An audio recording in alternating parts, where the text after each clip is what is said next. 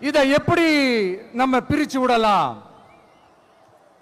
இதை எப்படி நம்ம கெடுக்கலாம், என்னெல்லாம் அவதூறுகள் நம்ம விஜய் மேல சொல்லி மக்களை நம்ப வைக்கலாம், என்னெல்லாம் சூழ்ச்சிகள் நம்ம விஜய் மேல பண்ணி மக்களை நம்ப வைக்கலாம்.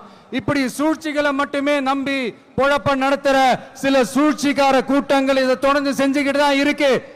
ஆனா அவங்களுக்கு தெரியாது, இது இன்னைக்கு நேத்து வந்த உறவு இல்ல. கிட்டத்தட்ட 30-33 வருஷத்துக்கு மேல இருக்கிற உறவு.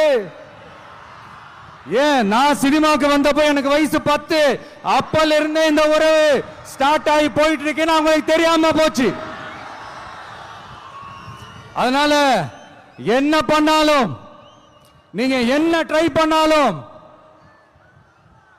எல்லாத்தையும் விட்டுட்டு மக்களுக்காக வந்திருக்கிற இந்த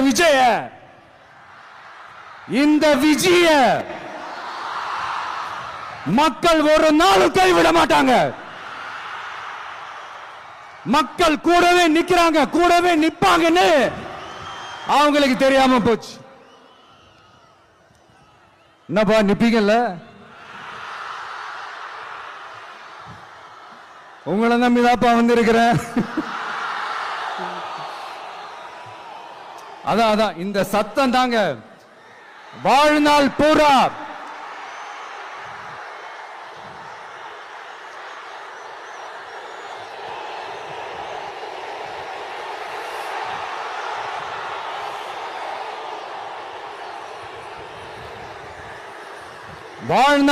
உங்களுக்கு நன்றியோடவே இருப்பேன்.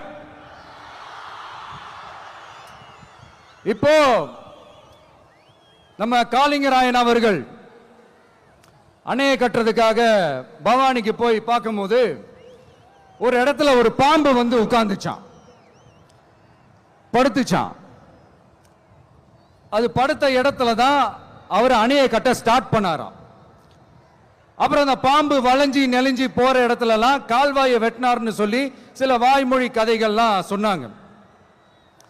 தண்ணியை சேமிச்சு வச்சு குடிக்கிறதுக்கும் விவசாயத்துக்கும்.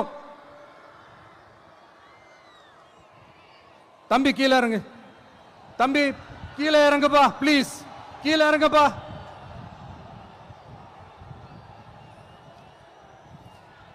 ஓகே, தேங்க்யூ கீழே இறங்குங்க, கீழே இறங்குப்பா. நீ இறங்கினாதான் புத்தம் கொடுப்பேன்.